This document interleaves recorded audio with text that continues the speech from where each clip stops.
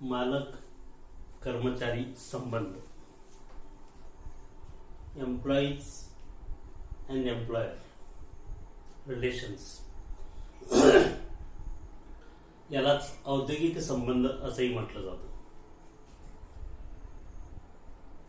ज्या कारखान्यामध्ये मालक आणि कर्मचारी संबंध चांगले असतात, शांततामय असतात, सुरळीत असतात, अशी कंपनी नेहमी यशाच्या शिखरावरती पोहोचलेली आहे असं आपल्याला दिसतं. उदाहरणार्थ ज्या मोठमोठ्या कंपन्या आहेत, टाटा मोटर्स असेल, बजाज, तर या कंपन्यांमध्ये मालक कामगार संबंध सलोख्याचे असतात. मालक कामगार संबंध सलोख्याचे म्हणजे काय की त्या ठिकाणचे कामगार हे समाधानी असतात. त्यांना मिळणारं जे वेतन आहे ते पुरेसं असतं. त्यामुळं त्या ठिकाणी अशा कारखान्यांमध्ये संप किंवा लॉप असे प्रकार होत नाहीत.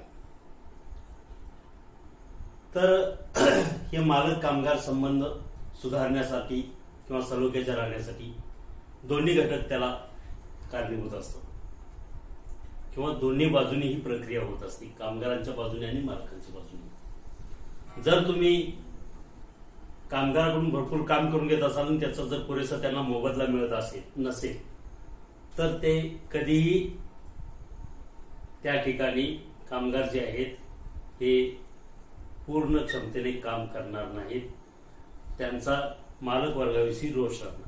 परंतु त्यांच्या कामाचा जर पूर्ण मोबदला मिळाला, त्यांच्या मागण्या पूर्ण झाल्या, तर त्या ठिकाणी काय होईल की औद्योगिक संबंध हे सलोख्याचे राहतील. मालक वर्ग आणि कामगार वर्ग हे एकोप्याने त्या ठिकाणी औद्योगिक विस्तार होण्यासाठी, औद्योगिक यश मिळवण्यासाठी काम करतील.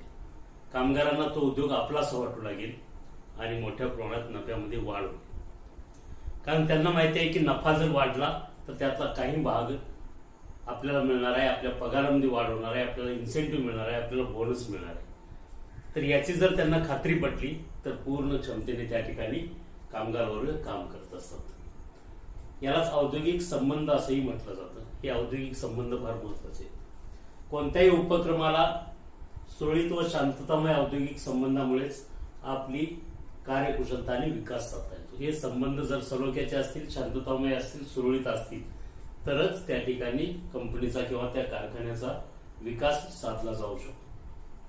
शांततामय संबंधामुळे औद्योगिक क्षेत्रात समन्वय साधला जातो आणि सामंजस्याचे वातावरण तयार होते. एक चांगलं वातावरण सामंजस्याचं निर्माण होण्यासाठी समन्वय कामगारांमध्ये, कामगार मालकमध्ये, कामगार मॅनेजमेंटमध्ये चांगले संबंध निर्माण होण्यासाठी, समन्वय साधण्यासाठी या औद्योगिक संबंधाची आवश्यकता असते.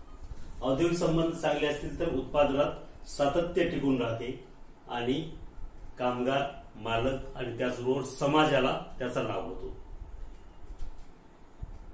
कामगार वर्गाला काय लाभ होईल की त्यांचा आर्थिक जे उत्पन्न आहे ते वाढेल.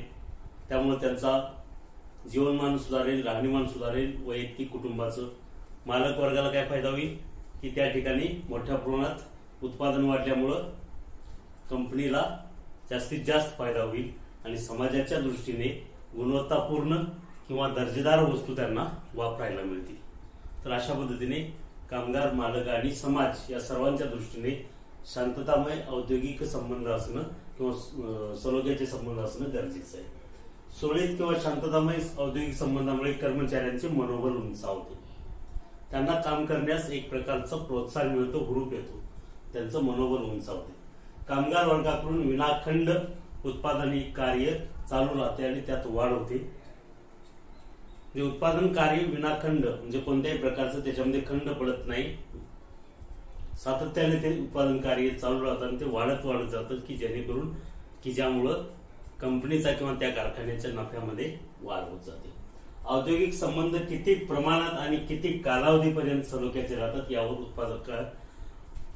उत्पादकाची किंवा कंपनीची किंवा त्या उपक्रमाची उत्पादकता आणि नावलौकिक अवलंबून असतो.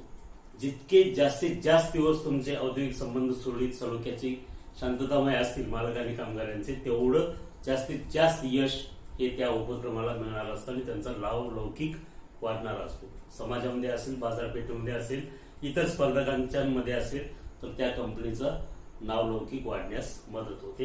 म्हणजेच कामगार वर्ग हाच त्या कंपनीचा नावलौकिक करत असतो. मालक कामगार शांततामय संबंधी कारखान्याच्या यशाची गुरुकिल्ले. त्यामुळंच कारखान्याचं सर्व यश हे त्या कंपनीमध्ये काम करणाऱ्या कामगारांवरती असतं आणि त्यांनी जर चांगले काम करून त्यांना जर चांगला मोबदला मिळाला तर ते जास्त क्षमतेने जास्त काम करतात आणि यशाच्या शिखरावरती ती कंपनी पोहोचवतात. म्हणूनच मालक कामगार शांततामय संबंधी ही कारखान्याच्या यशाची गुरुकिल्ली असते असंही म्हटलं जातं. ठीक आहे, लिहून घ्या.